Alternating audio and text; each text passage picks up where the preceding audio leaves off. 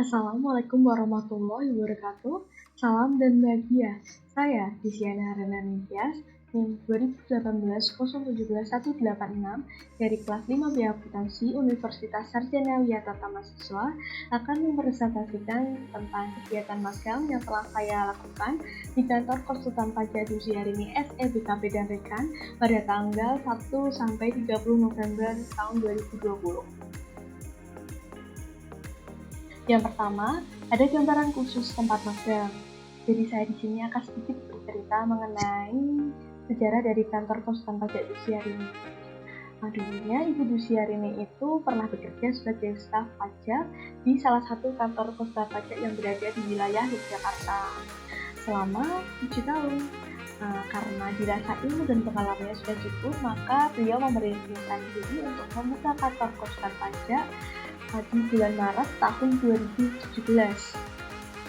Kantor konsultan pajak Dusiarini ini juga telah mengantongi izin dari Kementerian Keuangan. Jadi sifatnya sudah legal. Kantor konsultan pajak Dusiarini itu juga menangani beberapa perusahaan. Ada perusahaan jasa maupun perusahaan manufaktur. Untuk kantor konsultan pajak Dusiarini ini beroperasi pada hari Senin hingga Sabtu.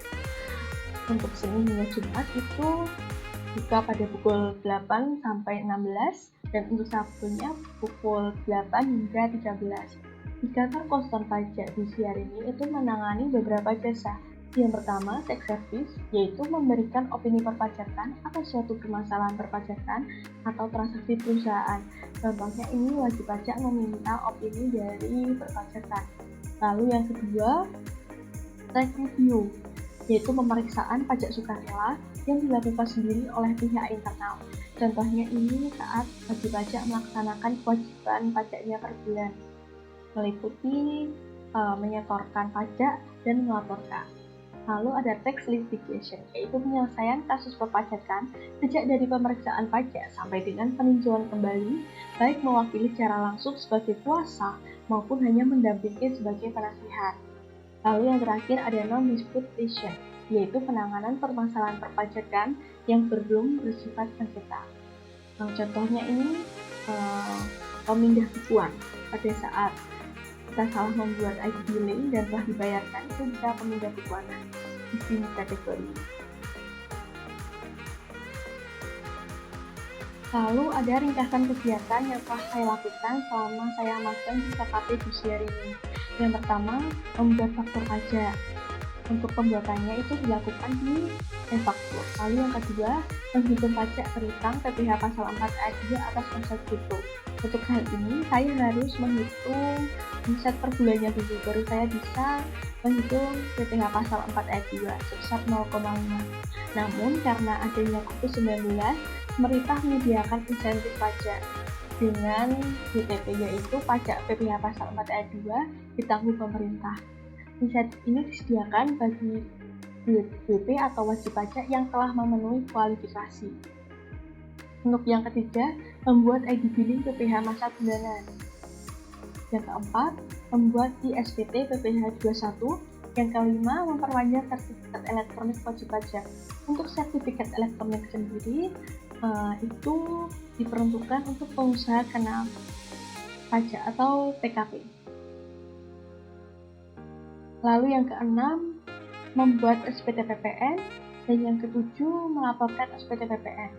Untuk pembuatan SPT PPN-nya sendiri, saya harus menentukan omsetnya dulu per bulan, berapa saya harus menghitung omsetnya. Lalu saya harus menghitung juga pembeliannya setiap bulannya. Lalu baru saya mengetahui berapa pajak utang yang harus dibayarkan pada masa tersebut.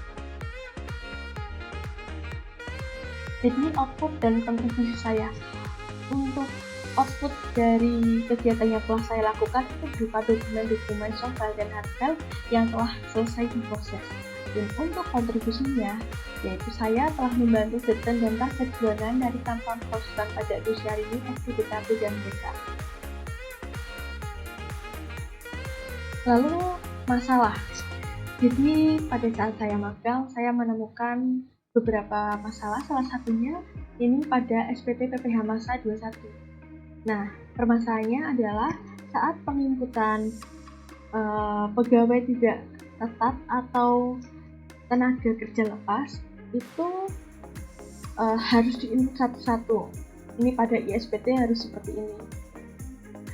Pada saat itu jumlah yang harus diinput itu cukup banyak, sehingga jika diinput satu-satu itu memakan tenaga dan waktu yang cukup besar, cukup lama waktunya.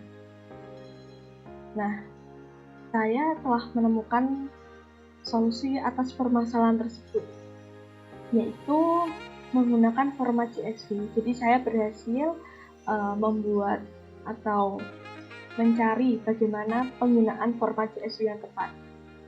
Kalau tadi harus diinput satu-satu, sekarang kita bisa menggunakan Excel untuk penghitungan pajaknya, lalu datanya tinggal di copy paste. Karena datanya yang sebelumnya juga menggunakan software. Jadi ini cukup memudahkan apabila menggunakan format CSV. Yang terakhir, kesimpulan yang bisa saya ambil yaitu meyakini bahwa tidak selamanya teori berjalan baik pada prakteknya. Kadang harus menggunakan teknik khusus untuk menemukan problem solvingnya. Dengan adanya kegiatan ini, sangat membantu untuk melihat bagaimana sisi dari dunia kerja. Belajar untuk mengenali berbagai macam karakter. Belajar untuk saling memahami dari keberagaman manfaat yang bisa diambil. Dan bisa memperoleh ilmu yang lebih, bisa belajar banyak sifat yang ada di dalam dunia kerja. Belajar agar bisa lebih menjadi pribadi yang tanggung jawab, dan belajar untuk mengasah mental yang kuat. Dari sini juga mengajarkan untuk jangan cepat puas dengan apa yang diraih, karena selama masih hidup akan penuh dengan fakta berbeda. Terima kasih, sekian dari saya. Kurang lebihnya saya mohon maaf. Salam.